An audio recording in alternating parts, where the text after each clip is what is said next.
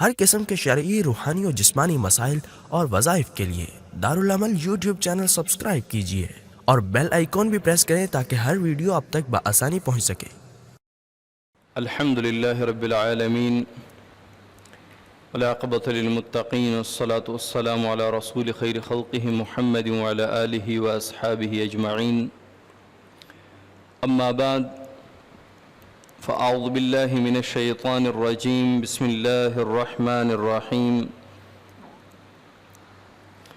قال النبی صلی اللہ علیہ وسلم: من اکل طیبا وعمل بالسنہ وامن الناس بوائقہ دخل الجنہ، او کما قال علیہ الصلاۃ والسلام۔ رسول اللہ صلی اللہ علیہ وسلم نے اس حدیث مبارکہ میں ایک مسلمان کے لیے 3 ایسی علامات بیان فرمائی ہیں کہ اگر کسی میں یہ علامات موجود ہوں تو دخل الجنہ، وہ جنت میں داخل ہو گیا، یعنی کہ وہ جنت میں داخل ہوگا، مستقبل ہے، داخل ہو گیا، یعنی اتنی پکی ٹھکی بات ہے کہ اگر کسی میں یہ اوصاف ہوں تو وہ سمجھو جنت میں داخل ہو گیا۔ ویسے تو رسول اللہ صلی اللہ علیہ وسلم نے مختلف مقامات پر مختلف اعمال بتائے ہیں، جیسے رمضان میں روزے کی فضیلت میں فرمایا ہے، اور اسی طرح ایک حاجی کے بارے میں فرمایا کہ جب وہ حج کر کے آئے، حج مبرور، تو اس کے پچھلے سارے گناہ معاف ہو جاتے ہیں، گناہ معاف ہو گئے تو وہ جنت میں داخل ہوگا۔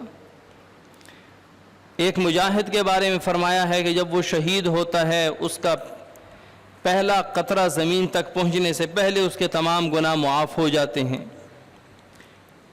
لیکن اس حدیث میں رسول اللہ صلی اللہ علیہ وسلم نے 3 اعمال بیان فرمائے۔ پہلے کیا فرمایا آپ صلی اللہ علیہ وسلم نے؟ من اکل طیبا، جس نے طیب کھایا۔ طیب اس کھانے کو کہتے ہیں جو شرعاً بھی حلال ہو اور طبیعت بھی اس کو چاہتی ہو، شریعت میں بھی وہ حلال ہو اور ہماری طبیعت بھی اس کو چاہتی ہو۔ جیسے اب چارہ ہے، شرعاً تو حلال ہے، حرام تو نہیں ہے اس کا کھانا، لیکن انسان کے کھانے کی چیز نہیں ہے، وہ شرعاً بھی، جیسے سیب ہے، یہ شرعاً بھی حلال ہے اور طبیعت بھی چاہتی ہے۔ اور اللہ تعالیٰ نے انبیاء کو حلال کھانے کا اس طرح حکم نہیں فرمایا کہ آپ حلال کھائیں، فرمایا طیب کھائیں، یا ایھا الرسل کلوا من الطیبات واعملوا صالحا، اے میرے پیغمبرو، اے میرے رسولو، تم طیب کھانے کھاؤ اور صالح عمل کرو۔ اب طیب کھانا جو ہے، طیب کھانا اسے کہتے ہیں جو حلال بھی ہو اور ہمارا دلی میلان بھی اس طرف ہو۔ بعض نے لکھا ہے کہ طیب کھانا اسے کہتے ہیں کہ جو حلال بھی ہو اور ساتھ میں صحت کو فائدہ بھی دیتا ہو، نقصان نہ دیتا ہو، تو اس کو کہتے ہیں طیب کھانا۔ اب اس سے یہ بات بھی نکلتی ہے کہ جسم کو ہمیشہ ایسی غذا دو جو حلال بھی ہو اور آپ کے جسم کو نقصان بھی نہ دے۔ اب مثال کے طور پر آج کل مارکیٹ میں کتنے کھانے موجود ہیں جو حلال تو ہیں لیکن ہمارے جسم کے لیے نقصان ہے، کچھ ہمارے معدے کے لیے نقصان ہے، کچھ ہمارے جگر کے لیے نقصان ہے، کچھ دل کے لیے نقصان ہے۔ جیسے پوائزن فوڈ جو ہے، برگر، پیزا، شاورما وغیرہ، اب ان کا کھانا حلال تو ہے، اگر اس میں کوئی حرام چیز مکس نہ ہو، اس میں جو چکن پڑتی ہو، چکن ڈلتی ہو، اس چکن کو باقاعدہ شرعی طریقے پہ ذبح کیا ہو تو اس کا کھانا حلال ہے، شرعاً اس میں کوئی قباحت نہیں، حرام نہیں، لیکن چونکہ جسم کے لیے وہ نقصان دہ ہے تو اس کو طیب نہیں کہہ سکتے۔ جسم کو فائدہ بھی دے، حلال بھی ہو، تو اب اس سے پتہ چلتا ہے کہ شریعت نے کہاں کہاں ہماری رہنمائی فرمائی ہے ہماری صحت کے حوالے سے، ہمارے مزاج کے حوالے سے، کہ کھانا کھاؤ من اکل طیبا، طیب کھانا کھاؤ. اور طیب کا عام معنی جو ہے وہ ہے پاکیزہ. ایک ہوتا ہے حلال، ایک ہوتا ہے پاکیزہ کھانا. حلال تو ہے، ہر طیب کھانا حلال ہی ہوتا ہے، کھانا حلال بھی ہو پاکیزہ بھی ہو، تو ایسا کھانا کھاؤ. اچھا، اس آیت میں اللہ تعالیٰ نے یہ نہیں فرمایا من کسب طیبا، جس نے طیب کھانا کسب کیا، طیب چیزیں کمائی. من کسب حلالا، حلال کمایا. اللہ تعالیٰ نے کیا فرمایا؟ من اکل طیبا، جس کا ہمیشہ کھانا طیب ہو، حلال بھی ہو پاکیزہ بھی ہو. کیوں؟ کیونکہ اکثر ہمارا اپنا کاروبار تو حلال کا ہوتا ہے، لیکن ہم کہیں دعوت پہ جاتے ہیں ان کا کوئی پتہ نہیں چلتا، ان کا کاروبار حرام کا ہے، وہ سود کا لین دین کرتے ہیں، وہ رشوت کا کام کرتے ہیں، وہ ایسی حرام چیز کا کاروبار کرتے ہیں جو شرعاً ممنوع ہو. اب یہاں جو شریعت نے فرمایا من اکل طیبا، جس نے طیب کھانا کھایا، کمایا نہیں، کمایا تو ہے ہی، کمایا حلال کھانا، لیکن کمایا کھایا بھی طیب کھانا، اپنا کھایا ہو پرایا کھایا ہو، کسی کے ہاں دعوت پہ جاتے ہوں تو دعوت پہ بھی ایسے بندے کے ہاں جائے کہ جس کا کاروبار، جس کی آمدنی حلال کی ہو، حرام نہ ہو. فقہا نے لکھا ہے کہ سود خور کے گھر کھانا کھانا منع ہے. جو سود، جس کا صرف سود کا ہی کاروبار ہو تو اس کا کھانا بھی حرام ہے، اس کے گھر میں تیار شدہ کھانا حرام ہے. تو سود خور کے گھر میں، سودی لین دین والے کے گھر میں کھانا کھانا یہ صحیح نہیں ہے، بچنا چاہیے. لیکن جس بندے کا آدھا کاروبار سود کا ہے اور آدھا کاروبار کوئی جائز حلال کاروبار ہے، تو اس میں بھی عوام کے لیے گنجائش رکھی ہے کہ اس میں گنجائش ہے، آپ کھا سکتے ہیں. یا مثال کے طور پہ کوئی سود کا لین دین کرنے والا بندہ کہیں چندہ دے رہا ہو تو اس میں یہ تفصیل ہے کہ وہ صرف سود کا کام کرتا ہے یا کوئی حلال جائز کام بھی کرتا ہے. اگر صرف سود کا کام کرتا ہے تو اس کا پیسہ بالکل لینا جائز نہیں ہے. لیکن اگر کوئی حلال کاروبار بھی کرتا ہے، جائز کام بھی ہے اور ساتھ میں سود کا کام بھی کرتا ہے تو اس میں گنجائش دیتے ہیں، گنجائش ہے کہ آپ اس کے پیسے لے سکتے ہیں. تو اللہ تعالیٰ نے، آپ صلی اللہ علیہ وسلم نے فرمایا من اکل طیبا، جس نے کھایا ہی طیب کھانا. اسی لیے تو کہتے ہیں یہ عام ہمیشہ ہوٹلوں پہ بازاروں میں کھانے نہ کھایا کریں، مجبوری ہو تو کھا لیں، کوئی پتہ نہیں چلتا ذبح کرنا اس کا کیسا ہے. اور جو بندہ، جو معاشرہ سود اس میں عام ہو، شراب عام ہو، بدکاری عام ہو، بے حیائی عام ہو، تو کیا وہ اکیلے میں جانور ذبح کرتے وقت بسم اللہ کی پابندی کریں گے کہ لوگوں کو ہم حرام نہ کھلائیں؟ وہ ایک کلپ کسی نے دکھائی تھی، اکثر نے دیکھی ہوگی. وہ ایسے مرغی پکڑتے ہیں اور ان کے ہاتھ میں ٹوکا ہوتا ہے اور ٹوکے سے ایسے سر علیحدہ کر رہے ہوتے ہیں. یہ پاکستان میں. اور یہ جو ماشاءاللہ سے ہم جو شوارمے کھاتے ہیں، بڑے شوق سے بڑا لذیذ شوارما بناتے ہیں، اس میں اکثر ٹھنڈی مرغی ڈالتے ہیں. ٹھنڈی مرغی جانتے ہیں؟ جو ٹھنڈی ہو جاتی ہے، جو مر جاتی ہے نا فارم میں، وہ پھر شوارمے والوں کو بیچی جاتی ہے. اور پھر شوارمے والے اس کو بڑا وہ سیخ کے اوپر سجا کے اور آگ پہ لگا کے تڑکا، وہ آگ کی سیک دیتے ہیں اور سرخ گوشت نکلتا ہے، پھر اس کو کاٹتے ہیں، پھر ایک زبردست قسم کا شوارما بنتا ہے اور ہم کھاتے ہیں. اکثر ٹھنڈی مرغی جو ہوتی ہے وہ یہ پیزا والوں، یہ شوارما والوں کے پاس جاتی ہے. یہاں پہ ایک نوجوان تھا. اصل میں جب انسان کے اندر ایک دم روحانیت آ جاتی ہے، انسان کا اندر ایک دم صاف ہو جاتا ہے، تو کبھی کبھار وہ برداشت نہیں کر پاتا.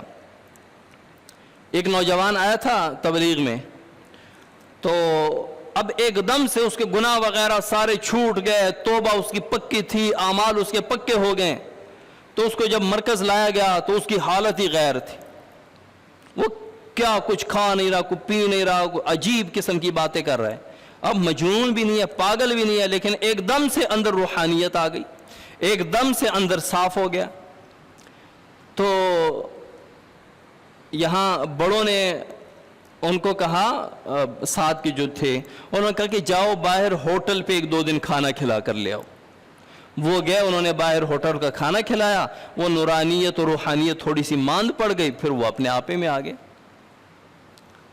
یہ جو بہت زیادہ احتیاط کرتے ہیں، یہ ہوٹل کے برتن میں بھی کھانا نہیں کھاتے، ہوٹل میں کھانا تو بہت دور کی بات، کیونکہ اس سے بھی فرق پڑتا ہے۔ تو آپ صلی اللہ علیہ وسلم فرماتے ہیں من اکل، حرام نہیں کہہ رہا، لوگ جو ہے نا وہ مسئلہ آدھا سنتے ہیں اور آدھے مسئلے میں سوتے ہیں، پھر جا کے کہتے ہیں ہوٹل کا کھانا حرام ہے، کہ مفتی صاحب نے کہا ہوٹل میں نہیں کھانا۔ ایک جگہ ہم گئے تھے، ایک جگہ بیٹھے تھے، تو وہ مسائل پوچھ رہے ہیں، اور ہمیں بڑی خوشی ہوتی ہے جب لوگ مسائل پوچھنا شروع کر دیتے ہیں، کوئی ایسی نشست لگتی ہے، ہم خود لوگوں کو کہتے ہیں کہ یار ہے کسی کے ذہن میں کوئی مسئلہ، کو پوچھے تو صحیح۔ تو وہاں مسائل چھڑ گئے، کوئی کسی چیز کا مسئلہ پوچھ رہا ہے، کوئی کسی کے حکم کا، تو ایک نے کہا کہ حضرت یہ ہوا خارج ہو جائے تو اس سے وضو ٹوٹ جاتا ہے؟ میں نے کہا ٹوٹ جاتا ہے، استنجے کی ضرورت نہیں ہوتی، ویسے آپ 4 اندام کر لیں، وضو کر لیں، استنجے کی ضرورت نہیں ہوتی۔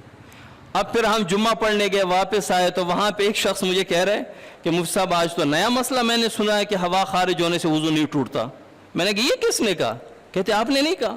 اور میں نے کہا اللہ کے بندے وضو ٹوٹ جاتا ہے، استنجے کی ضرورت نہیں ہوتی، وضو تو ٹوٹ گیا۔ یعنی اتنا بڑا فرق، ٹھیک ہے۔ تو ہوٹل کا کھانا جائز ہے، حلال ہے، لیکن مناسب یہ ہے کہ زیادہ سے زیادہ گھر کا کھانا کھایا جائے۔ یہ طیب کھانا جو ہے، طیب وہ ہے کہ جس پہ بسم اللہ پڑھی جائے، گونتے وقت بسم اللہ پڑھی، پکاتے وقت بسم اللہ۔ ہمارے اور آپ کے گھر کی مستورات ماشاءاللہ اگر ان کی تھوڑی سی تربیت کی جائے تو ہمارے گھر کے ہر نوالے میں اللہ تعالیٰ نے شفا رکھی۔ بھئی آٹا لو بسم اللہ الرحمن الرحیم، پانی ڈالو بسم اللہ الرحمن الرحیم، اس کو گونتے ہوئے سبحان اللہ الحمدللہ، اور جب وہ پک کے آپ کے سامنے آئے اور آپ پڑھیں بسم اللہ الرحمن الرحیم تو ایک کھانے پہ، ایک نوالے پہ کتنی مرتبہ بسم اللہ پڑھی گئی۔ اب یہ ایک نوالا اندر جائے گا تو اندر بیماریاں نہیں جائیں گی، بیماریاں باہر آ جائیں گی، شفا اندر جائے گی۔ اور پھر اگر آپ ہر لقمے کے ساتھ پڑھیں گے یا واجدو یا واجدو، تو یہ تو آپ کے تمام بیماریاں آپ کے جسم سے صاف کر دیں۔ لیکن یہ چیزیں بعض لوگ کہتے ہیں کہ ہم یہ وظائف پڑھتے ہیں، یہ کام کرتے ہیں، کوئی فائدہ نہیں ہوتا۔ دیکھیں فائدہ تب ہوگا جب ایک کام آپ مسلسل کریں۔ آپ ایک ڈاکٹر کے پاس گئے، اس نے دوائی لکھ کے دی کہ آپ نے 1 مہینہ کھانے، آپ نے 1 ہفتہ دوائی کھائی، اس کے بعد آئے دوسرے ڈاکٹر کے پاس، اس نے دوائی چینج کر دی، پھر وہاں سے تیسرے ڈاکٹر کے پاس، کبھی فرق نہیں پڑے گا، کوئی فائدہ نہیں ہوگا۔ جب آپ مسلسل دوائی کھاتے رہیں گے تو ایک دن آپ کو اس کا فرق بالکل واضح محسوس ہوگا۔ بالکل یہی ترتیب وظائف کی ہے۔ اصل میں ہمارے اعمال، ہماری زبان اتنی صاف نہیں ہے کہ جتنی صحابہ کرام کی تھی۔ اب صحابہ آپ صلی اللہ علیہ وسلم کی اگر سیرت اٹھا کر دیکھ لیں اور صحابہ کی جو پریشانی بیان کرنا وہ دیکھ لیں تو صحابہ نے بہت بڑی پریشانی بیان کی ہے، اور آپ صلی اللہ علیہ وسلم نے بڑا مختصر وظیفہ بتایا۔ ایک شخص آتا ہے، اللہ کے رسول رزق کی بڑی تنگی ہے، بہت مشکل سے گزارا ہو رہا ہے۔ آپ صلی اللہ علیہ وسلم نے فرمایا کہ فجر کے وقت سبحان اللہ وبحمدہ سبحان اللہ العظیم وبحمدہ استغفر اللہ، صرف 100 مرتبہ، 5 منٹ بھی نہیں لگتے۔ وہ صحابی گئے، 1 ماہ بعد آئے اور کہا کہ یا رسول اللہ پیسے رکھنے کی جگہ نہیں۔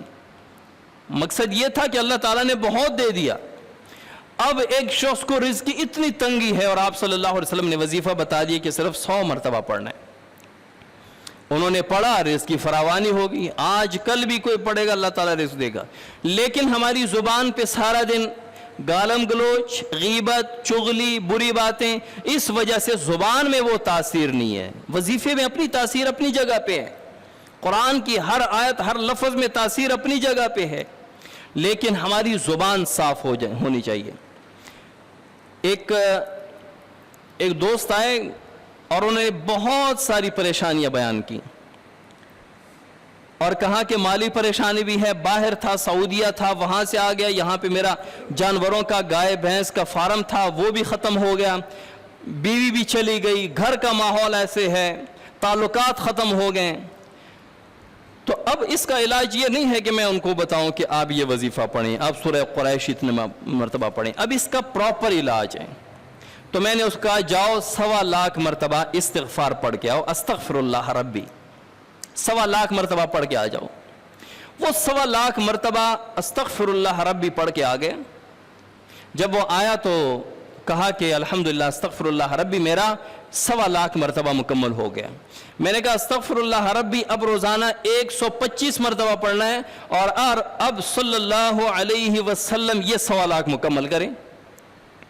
اب وہ پھر گیا اور صلی اللہ علیہ وسلم اس نے شروع کر دیا۔ ہفتہ پہلے آئے تھے اور کہا کہ ایک ذکر، ایک تسبیح کرنے کی ہمت نہیں ہوتی تھی، نماز تو دور کی بات، مسجد جانا تو دور کی بات، استغفار آدھے پہ پہنچا، میری نمازوں کی پابندی شروع ہو گئی، تلاوت کی پابندی شروع ہو گئی، نماز پہلے گھر میں پڑھتا تھا، اب مسجد پہنچتا ہوں، اور درود شریف شروع کیا تو جو بے چینی بے سکونی تھی وہ ختم ہو رہی۔ تو میں نے کہا یہ پراپر علاج ہے۔ اب علاج اس کا میں نے اس طرح کیوں کیا؟ کیونکہ اس کے ساتھ اثرات کے ساتھ ساتھ گناہوں کی نحوست بھی تھی۔ اب اگر میں ڈائریکٹ وظیفہ دیتا کہ یہ وظیفہ پڑھو، رزق بھی آئے گا، تعلقات بھی ٹھیک ہوں گے، تو وہ ایسا ہوتا جیسے کسی لوہے کو اتنا موٹا زنگ لگا ہوا ہے اور میں اس کو کہوں اس پہ پینٹ کر دیں، اس پہ پینٹ کریں گے، ہفتے بعد وہ زنگ اترے گا، پینٹ بھی ساتھ اتر جائے گا۔ تو میں نے استغفار سے اس کا زنگ اتارا اور درود شریف سے اس پر پینٹ کر دیا۔ اب اس کے بعد اس پہ پھول پتیاں وہ آہستہ آہستہ دوسرے اذکار سے اور دوسرے وظائف سے چلیں گے۔ تو انسان اچھا، اب میں اس کو یہ بھی کہہ سکتا تھا کہ فجر کے وقت سبحان اللہ و بحمدہ سبحان اللہ العظیم و بحمدہ استغفر اللہ یہ پڑھا کرو۔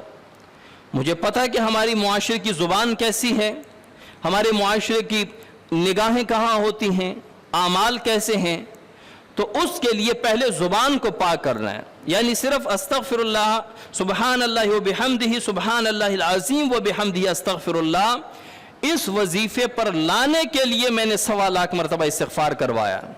اس استغفار سے گناہیں دھل گئیں، اس استغفار سے زبان پاک ہو گئی، اس استغفار سے نمازوں کی پابندی شروع ہو گئی۔ اب وہ 100 مرتبہ بھی وظیفے پڑھے گا اس میں اثر ہوگا، اب وہ 200 مرتبہ سورہ اخلاص پڑھے گا اس میں زبردست اثر ہوگا۔ تو وظیفے میں اپنا اثر اپنی جگہ پہ ہے، قرآنی آیات میں اثر اپنی جگہ پہ ہے، لیکن وجہ کیا ہوتی ہے؟ ہماری زبان صاف نہیں ہوتی۔ میں صاف لفظ کہہ رہا ہوں، بالفاظ دیگر ہم زبان سے گالیاں بھی دیتے ہیں، غیبت بھی کرتے ہیں، چغلی کرتے ہیں، نازیبہ الفاظ نازیبہ گفتگو ہوتی ہے جس کی وجہ سے ہماری زبان صاف نہیں رہتی۔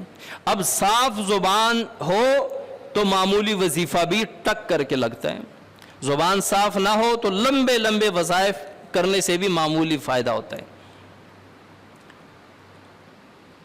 اور دوسری بات، رزق حلال کا ہو، وظیفہ 2 چیزیں ہوں تو پھر وظیفہ زبردست کام کرتا ہے، رزق حلال کا ہو، زبان صاف ہو۔ تو آپ صلی اللہ علیہ وسلم فرماتے ہیں من اکل طیبا، جس نے حلال طیب کھانا، طیب پاکیزہ کھانا کھایا، وعمل بالسنہ، اور اپنی زندگی میں سنتوں پر عمل کیا۔ سنت کسے کہتے ہیں؟ سنت ویسے عادت اور طریقے کو کہتے ہیں، لیکن جب ہمارے ہاں سنت کا ذکر ہو تو رسول اللہ صلی اللہ علیہ وسلم کی عادت مبارکہ اور طریقہ مبارکہ مراد ہوتا ہے۔ تو آپ صلی اللہ علیہ وسلم کا ہر طریقہ مبارک ہے، آپ صلی اللہ علیہ وسلم کی ہر عادت و خصلت مبارک ہے، اگر ہم اپنی زندگی میں رسول اللہ صلی اللہ علیہ وسلم کے سنت طریقوں کو لائیں۔ اب اس کے لیے آپ کو علیحدہ ٹائم نہیں نکالنا ہوگا، اس کے لیے آپ کو کہیں جانا نہیں ہے، مسجد نہیں جانا، اس کے لیے بیت اللہ نہیں جانا، اس کے لیے پیسے نہیں خرچ کرنے پڑتے، اس کے لیے آپ کو علیحدہ سے شلوار قمیض نہیں بنانے پڑتے کہ میں نے جس طرح میں نے عید پہ اپنے نیا سوٹ پہنا ہے تو میں نے آپ صلی اللہ علیہ وسلم کی سنت کی تکمیل کے لیے میں نے سوٹ. بھائی سنت تو آپ کی زندگی میں جو کچھ چل رہا میں ڈال دیں، اس کو اٹھا کر سنت کے سانچے میں ڈال دیں. آپ کی زندگی سنت کے مطابق آپ چل رہے ہیں، اب یہ چلنا آپ کی زندگی کا معمول ہے، آپ کی مجبوری ہے، آپ نے چلنا ہے، لیکن آپ رسول اللہ صلی اللہ علیہ وسلم کے بتائے طریقے پہ چلیں، راستے کے دائیں طرف چلیں، اپنی نگاہیں نیچے کر کے چلیں. ایسے نہیں کہ کبھی ادھر ادھر دیکھ رہا ہے. نادان اور ان پڑھ بندے کا کام ہوتا ہے، گھروں کے درمیان کبھی اس گھر کو جھانک رہا ہے، کبھی اس گھر کو جھانک رہا ہے. آپ صلی اللہ علیہ وسلم اگر کہیں دین کی اسلام کی دعوت بھی دینے جاتے اور دستک دیتے، دستک دینے کے بعد دروازے سے ہٹ کر کھڑے ہو جاتے، ایسا نہ ہو کہ وہ دروازہ کھولے اور میری نظر جو ہے نا وہ گھر کے اندر پڑے. آپ راستے کے دائیں طرف چلیں، آپ کی ایک سنت پر عمل ہو گیا. آپ نظریں نیچے کر کے چلیں، دوسری سنت پر عمل ہو گیا. آپ استغفار، درود شریف و ذکر کرتے ہوئے چلیں، آپ کے تیسری سنت پر عمل ہو گیا. جو بھی بندہ آپ کے سامنے آئے آپ اس کو السلام علیکم کہیں، چوتھی سنت پر عمل ہو گیا. راستے میں کہیں اینٹ، روڑا، بجری، کچھ کانٹے وغیرہ پڑے ہیں اس کو اٹھا کر سائڈ پہ کر دیں، پانچویں سنت پر عمل ہو گیا. یعنی ایک راستے پر آپ گھر تک جا رہے ہیں، 5 سنتوں پر عمل ہو گئے.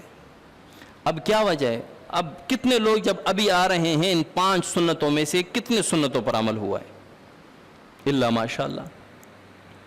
تو اپنی جو زندگی آپ گزار رہے ہیں نا اسی کو اٹھا کر سنت کے سانچے میں ڈالنا، بس یہی سنت پر عمل ہے. تو آپ صلی اللہ علیہ وسلم فرماتے ہیں وَعَمِلَ بِالسُّنَّةِ، جس نے کھایا حلال طیب، وَعَمِلَ بِالسُّنَّةِ، اور سنت پر عمل کیا، وَأَمِنَ النَّاسُ بَوَائِقَهُ، اور لوگ اس کی ہاتھ زبان کی تکلیف سے محفوظ رہے، کسی کو کوئی نقصان نہیں پہنچایا، دخل الجنہ، وہ جنت میں داخل ہو گیا. تو آئندہ زندگی ہم نے دیکھنا ہے کہ ہم کون کون سی زندگی کے کس کس معاملے میں ہم نبی کریم صلی اللہ علیہ وسلم کی سنت پر عمل کر سکتے ہیں. ہر عمل پہ عمل کر سکتے ہیں، ہر سنت پہ عمل کر سکتے ہیں، بس تھوڑی سی توجہ کی ضرورت ہے. اللہ تعالی عمل کی توفیق عطا فرمائے. وما علینا الا البلاغ.